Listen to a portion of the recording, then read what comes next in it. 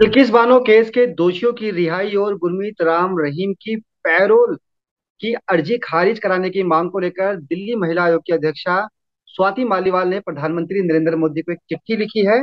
इस चिट्ठी में उन्होंने डायमेंशन एंड पैरोल नियमों में बदलाव का भी आग्रह किया है। तो स्वाति मालीवाल इस वक्त हमारे साथ जुड़ी हुई हैं, इनसे बातचीत करेंगे कि आखिर किस वजह से उन्हें पत्र लिखना पड़ा। स्वाति जी, स्वागत है आपका नवोदय टाइम्स पंजाब के इसी ग्रुप में। नमस्ते जी। जी मैडम, क्या है इस पत्र के अंदर, उसकी जरूरत आपको क्यों महसूस हुई? इस वक्त जो देश में माहौल चल रहा है वो सब देख रहे हैं। हम देख रहे हैं कि कैसे बिल्किस बानो के जो रेपिस्ट थे उसके साथ गैंगरेप किया गया। वो 5 महीने प्रेग्नेंट थी उस समय उसके साथ गैंगरेप किया गया। उसके 3 साल के बेटे को उसके सामने मार डाल दिया गया और 6 और उसके फैमिली मेंबर्स को मर्डर कर दिया गया। इतना जी। सब कुछ हुआ, इतनी लंबी लड़ाई के बाद वो रेपिस्ट उनको उम्र कैद की सजा मिली। इसी तरीके से हम देख रहे हैं कि गुरमीत राम रहीम जो कि सीधे सीधे एक पाखंडी है, रेपिस्ट है, मर्डरर है, जब उसको पैरोल पे छोड़ते हैं उसके बाद वो सत्संग करता है, प्रवचन देता है, भाषणबाजी करता है, वीडियोस बनाता है, अपनी इमेज को व्हाइट वॉश करने की कोशिश करता है। आप ये कहती हैं कि जो बिल्किस बानो है, उनके जो 11 आरोपी हैं, सरकार का ये कहना है, गुजरात सरकार का, कि जो कानून है सजा माफी नीति के अनुरूप के तहत ही उनको छोड़ा गया है। 14 साल की जो उनकी सजा थी वो पूरी हो गई थी, उनका व्यवहार अच्छा था और ये सब कुछ कानूनन किया गया है। इसमें कहाँ क्या गलत हुआ? जी, कैसे व्यवहार अच्छा था? सारी मीडिया रिपोर्ट कर रही है कि जब इन रेपिस्ट को पैरोल पे छोड़ा गया था, एंड माइंड यू, हजार हजार दिन की पैरोल दे रखी है इनको। जब वो पैरोल पे बाहर थे तो उनके खिलाफ outraging the modesty of women के केसेस हम्म, रजिस्टर हुए। तो कैसे इनका कंडक्ट अच्छा था? सीबीआई सीबीआई के जजेस उन लोगों ने लिख के दिया कि इन लोगों को किसी भी हाल में रिलीज नहीं करना चाहिए, फिर भी रिलीज कर दिया। तो पहली बात तो कानून बहुत वीक है और उसके बाद उसका इम्प्लीमेंटेशन तो और भी ज्यादा वीक है। इसीलिए प्रधानमंत्री जी को मैंने पत्र लिखा है। मेरी 3 डिमांड्स हैं। मैं चाहती हूं सबसे पहले ये जो कानून है जिसके अंतर्गत रेमिशन होता है और पैरोल दी जाती है स्पेशली रेप कन्विक्ट्स को, इसको बहुत ज्यादा और सख्त बनाने की जरूरत है। मेरा ये हम्म, मानना है कि अगर एक रेपिस्ट है और कानून के चलते वो प्रूव हो गया है कि वो रेपिस्ट है और वो सजा भुगत रहा है, कोर्ट के द्वारा उसे सजा सुनाई गई है, ऐसे रेपिस्ट की सजा किसी भी हाल में कम नहीं की जानी चाहिए। और जहां तक पैरोल की बात है, तो हम्म। बहुत ही एक्सेप्शनल सर्कमस्टांसेस अगर हैं तो ही इनको पैरोल देनी चाहिए, और वो भी कुछ दिनों के लिए। ये नहीं कि 40-40 दिन के लिए पैरोल दी जा रही है, वो सत्संग कर मैडम, रहा है, यहाँ पर वाइट भी वॉश कर रहा है स्वाति अपनी जी, इमेज को। जी स्वाति जी, यहाँ पर भी हरियाणा के जेल मंत्री हो या फिर हरियाणा के मुख्यमंत्री खट्टर साहब हो, वो ये कहते हैं कि देखिए, कानून का काम है किसी को कारावास में भेजना, उसके बाद सभी कैदी सामान्य हो जाते हैं, फिर इस पे जेल के नियम लागू होते हैं।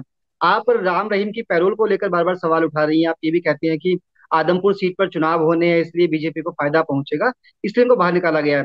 लेकिन सरकार कह रही है कि उनका इसमें कहीं कोई रोल नहीं है। खट्टर साहब ने खुद कहा है पत्रकारों से कि उनका इसमें क्या रोल है। जो सरकारी नियम बने आए हैं बरसों से, वो तो उसी नियम का पालन करते हुए बाहर आए हैं। उनके परिवार ने अर्जी लगाई, मान ली गई और वो बाहर आ गए। मैं हरियाणा सरकार से सवाल पूछना चाहती हूँ। पेरोल रेप कन्विक्ट्स को तब मिलता है जब कोई बड़ा जरूरी काम होता है, तो राम रहीम को ऐसा क्या जरूरी काम आ गया कि इसी साल में उसको 3 बार पेरोल देनी पड़ गई?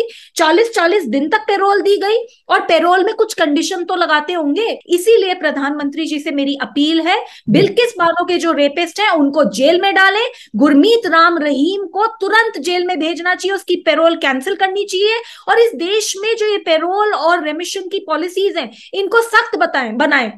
स्वाति जी, विपक्ष आपकी चिट्ठी की टाइमिंग को लेकर भी सवाल उठा रहा है, क्योंकि गुजरात में आपकी पार्टी चुनाव लड़ रही है और आदमपुर सीट पर भी आप लोग ताल ठोक रहे हैं।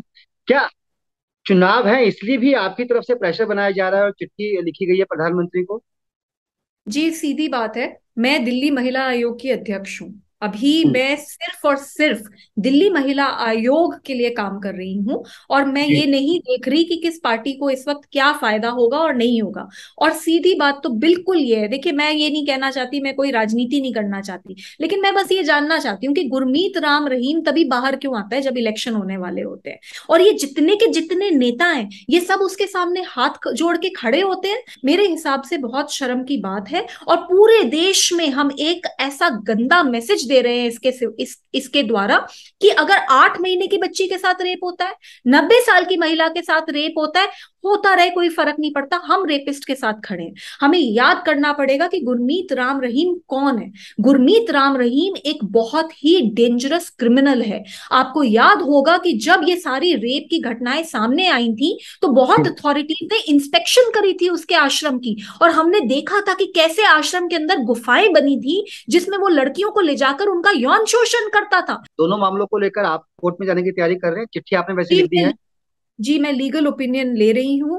कोर्ट में ऑलरेडी बिल्किस बानो का मैटर जी है, सुप्रीम कोर्ट के सामने अभी वो चल जी रहा है, और बाकी बिल्कुल। गुरमीत राम रहीम के केस में हम लोग लीगल ओपिनियन ले रहे हैं। लेकिन मुझे बड़ा दुख होता है कि सिर्फ एक अकेली, क्या दिल्ली महिला आयोग की अध्यक्ष स्वाति मालीवाली है क्या, और किसी का कोई काम नहीं है? और कोई क्यों नहीं आवाज उठाता गुरमीत राम रहीम के लिए? और मैं उन लोगों से अपील करना चाहती हूँ जो इसके इन प्रवचनों में जा रहे हैं, हरियाणा सरकार से सीधी सीधी मेरी अपील है, ये डेरा सच्चा सौदा के जितने भी आश्रम हैं इन सबको बंद करें, इनकी प्रॉपर्टी कॉन्फिस्केट करें, इस आदमी का पैसा खत्म कीजिए। एक बार इस आदमी का पैसा खत्म हो गया ना, 5 लोग इसके साथ नहीं दिखेंगे। ये सारे लोग पैसे के साथ खड़े हैं, इस आदमी के साथ नहीं खड़े।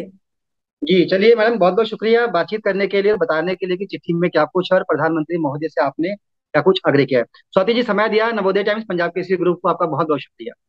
Thank you so much sir.